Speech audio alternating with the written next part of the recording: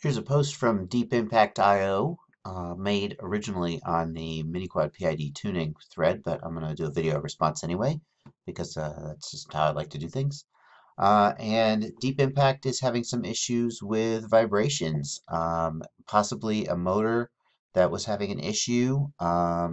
Sounds like Cobra motors are great for making power, but not so much for being balanced.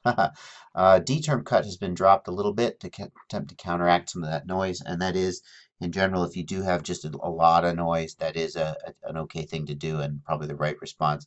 Obviously, if you've got a lot of vibration, and the right thing to do is to track down the mechanical source of the vibration. But there are sometimes cases where that's just not something that you can really do.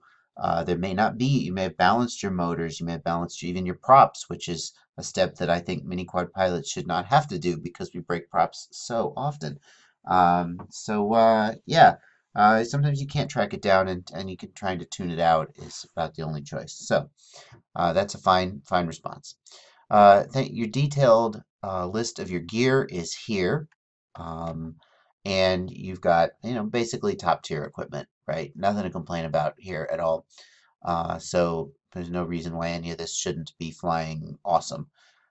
You are on 3S batteries. And until recently, I would have said that the only thing I could say to sort of improve performance would be to go to 4S. But I've seen that 3S can fly really, really well with Betaflight, with good ESCs and good equipment. So no reason for that. I will say, though, that if you're having issues with vibration, 4S will probably have less issues with vibration because the props are going to spin faster, all else being equal. And faster props means higher frequency vibrations. Higher frequency vibrations are easier to filter out, all else being equal. So I'm not suggesting that you should go to 4S, but if you're sitting there going, man, why am I having so much trouble with vibrations? How come other pilots don't have this problem? Well, one reason may be that they're flying on 4S and you and I, by the way, am not. So just a random comment there. We'll take a look at your config. Again, thank you for providing that. Always helpful when folks give me as much information as possible. We got the config dump, we got the video, we've got the log, and you even gave me the log sync and saved me the trouble of syncing it up. Thank you, thank you, thank you. That's making my job very easy. We're on PID controller 2, and we've got a pitch of 1.3 and roll of 1. Those are a little higher than I've seen a lot of people running on Betaflight. A lot of people with Betaflight seem to be running down even less than 1.0. However, you are on 3S, so you would expect your P gains to be a little higher. In general, as the amount of force and thrust created goes up, the amount of P gain goes down. It's sort of proportional. And you've got a pitch I of 0.55 and a roll I of 0.35. I would consider those to be pretty canonical values for a mini quad.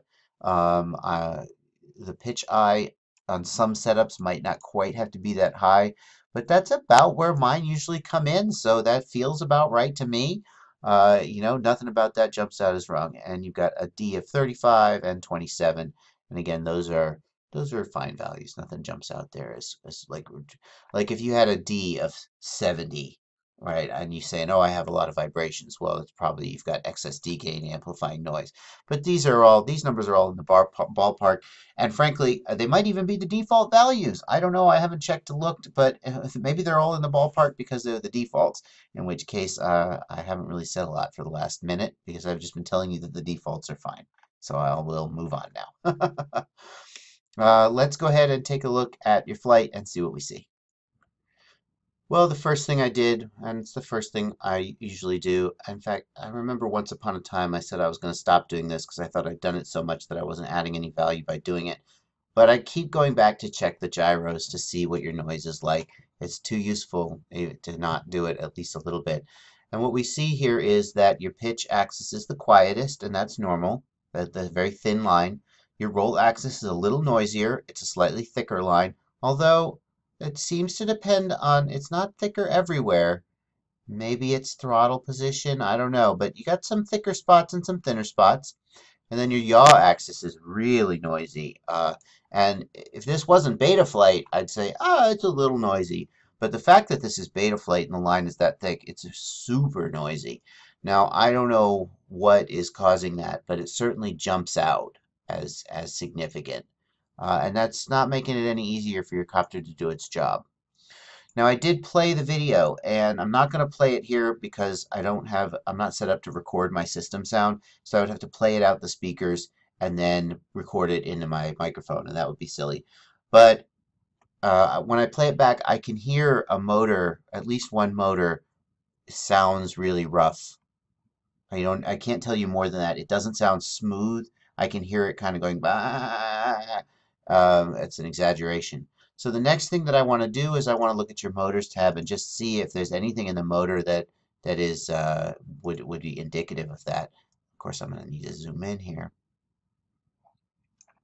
And it's a little hard to judge. Like nothing jumps out. Your motors are all pretty close together. None of the motors are like ridiculously miscalibrated from any other. The lines are pretty close together. And they're all kind of twitchy, but it's hard to judge because if one motor is twitchy or has a bad bearing or is out of balance, it's going to create vibrations that the other motors are going to have to tend with. So you're not going to see that three of the motors will have really smooth lines and one motor will have a rough line. That's just not how it's going to work. So nothing jumps out here as like ridiculously different about any one motor than any other. So sorry about that.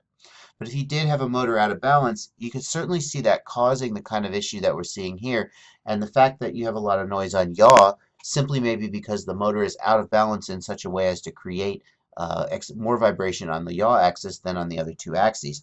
The way to check this, I would say, is start with your props off. And in fact, I should get clean flight. It's too much trouble. I'm not going to do it. But start with your props off. Go to the motors tab.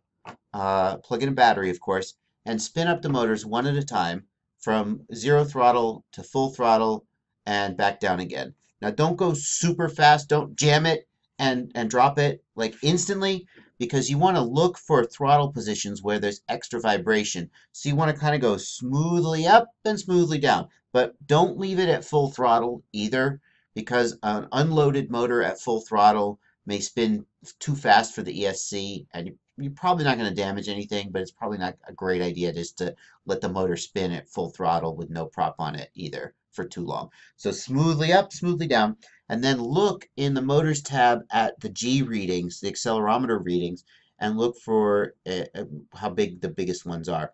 And I would say if you see anything with a prop off, if you see anything over 1.0, that's definitely just a bad motor. Like when I've had motors I've crashed them and I've bent the bell, and the bell is just barely out of round, that I'll get 2 or 3 G just with the motor with no prop on one of the axes. But in general, a good, healthy, balanced motor is going to be at like, maybe even 0.1 G or less, depending on how well it's balanced. So that's a little bit of an extreme range there. But you could easily just take all 4 of your motors and sort of take an average and look for outliers. If 3 of your motors are at 0.04 G or less, and one of the motors is at 0.8 G, well then that's clearly the odd motor out, right? It's got a problem.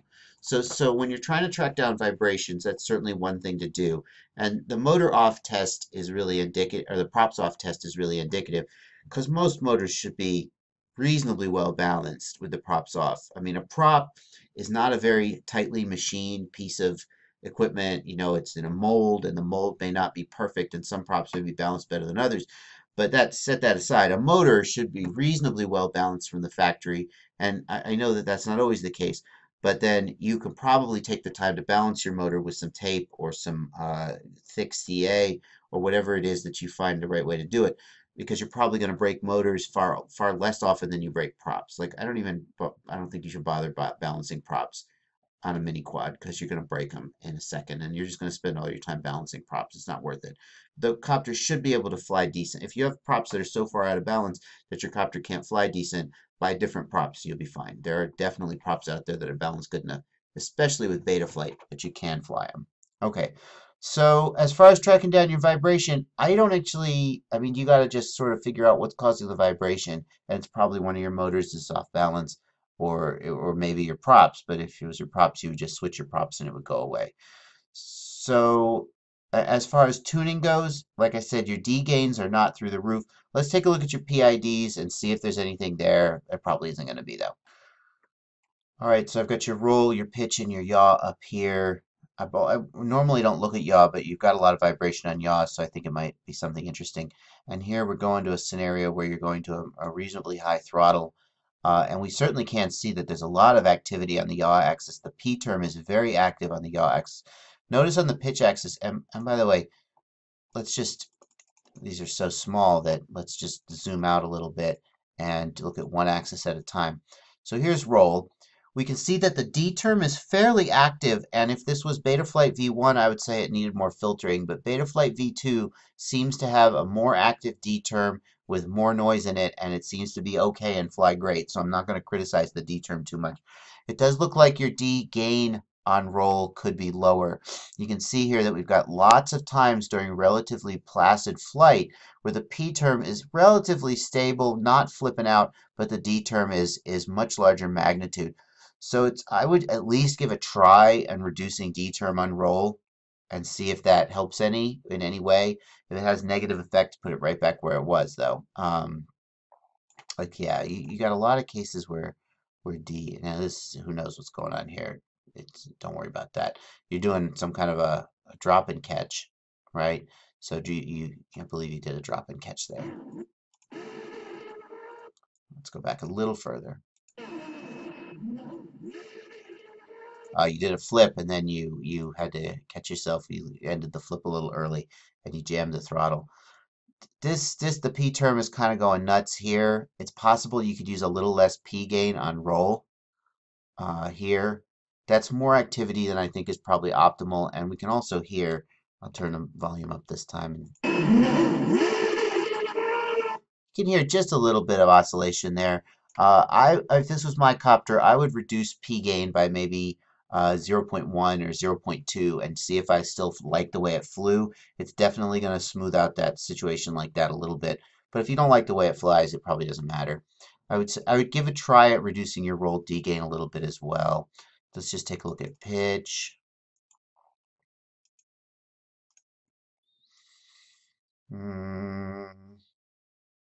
It's a similar situation in pitch. The P term during normal flight is just not that active, and the D term is way more active, and that has the potential to be creating some noise that'll show up as some vibration and stuff. Like I said before, I'm still getting used to tuning Betaflight V2 and what it looks like in Blackbox, so I'm not 100% confident of that. It may be that it's better to have a little more D action in Betaflight V2 than it would have been otherwise. But my first thought is to at least give a try at reducing your D gain to bring this down a little more in line with the overall magnitude of the P term. And if we look at here where you do the flip, though, there they seem kind of in sync. The D term is not going bonkers relative to the P term. And your P term, it doesn't look too bad here on pitch. It looks like it's about where it needs to be, just looking at the roll. We see this push into the move, a second push into the move, which is not what I would ideally prefer to see, but then pushing out of the move. So there's not a super lot of weird, crazy oscillation on during the flip. I'm kind of okay with that. This might be a little bit on the edge, but it's nothing crazy in terms of P gain. And then let's take a look at the yaw real quick. On yaw, we can see that you've got a ton of motion in the P term. Is it oscillation? It doesn't, strictly speaking, look like P-term oscillation to me. P-term oscillation is going to be relatively regular in terms of it's going to be relatively the same above and below the axis in magnitude. And it's usually going to get stronger or weaker in a sort of a slope, whereas this is kind of random. So my first instinct is that this is the P-term responding to external noise instead of your P gain being too high and the P term driving the noise, chicken and the egg there.